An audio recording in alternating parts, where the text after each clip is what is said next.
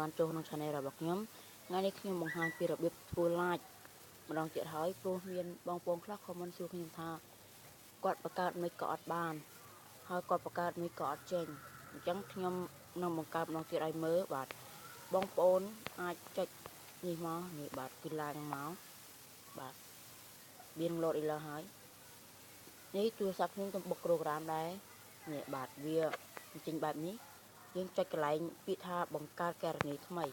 យើងចុចលើវាមកវានឹងលោតបែបនេះដាក់តើអ្នកឈ្មោះអ្វីយើងបញ្ចូលមកនាមខ្លួននឹងគឺឈ្មោះរបស់យើងតែម្ដងគឺមិនមែនឈ្មោះត្រកូលទេគឺយើងដាក់ឈ្មោះយើងសិនឈ្មោះខ្ញុំ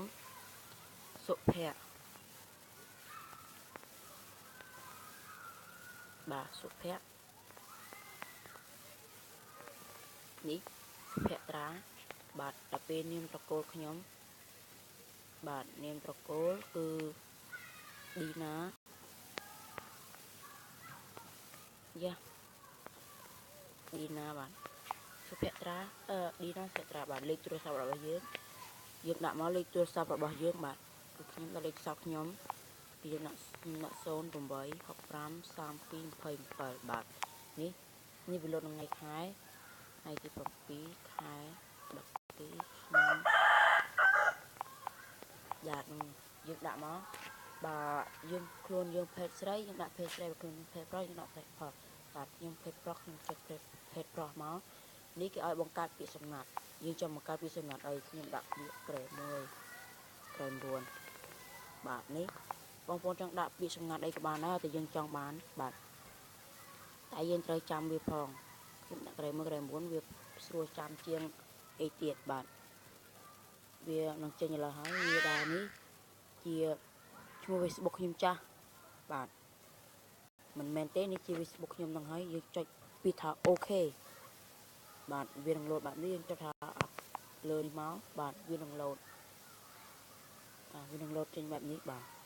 នេះគេឲ្យយើង add friend យើង add មកយើង add នេះមកណានភូបាទនេះមួយទៀតនេះមួយទៀតតែយើងស្គាល់ឈ្មោះ Facebook គេក៏នេះដែរបាទខ្ញុំចុចមកនេះបាទខ្ញុំចុចទាំងអស់ព្រោះអីទៅតែអ្នកដែលខ្ញុំមិនសូវស្គាល់ដែរបាទបានហើយយកទៅពុតនេះបានហើយបងប្អូន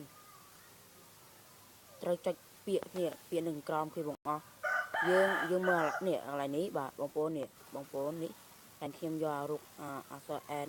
M នេះមកបង្ហាញនេះបាទនេះកន្លែងនេះបងប្អូនចាំមើលនេះកន្លែងនេះអក្សរកន្លែងខ្ញុំដាក់ហ្នឹងបាទចុចលើវាមកនេះបាទវានឹងលោតចេញតែម្ដង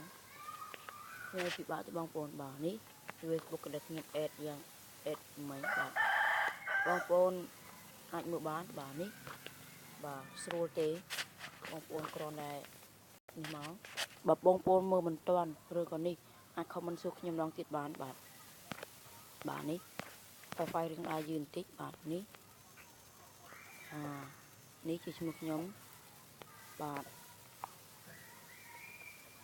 ខ្ញុំបង្កើតហើយបាទអូនេះពិតជាលយមែនបាទខ្ញុំចុចឆាតកន្លែងឆាតខ្ញុំមិនទាន់នេះដែរបាទសូមអរគុណដែលបានទស្សនាកម្មវិធីខ្ញុំបងប្អូនជួយចុច like ខ្ញុំផងបានវីដេអូថ្មីៗមកទៀតបាទអរគុណ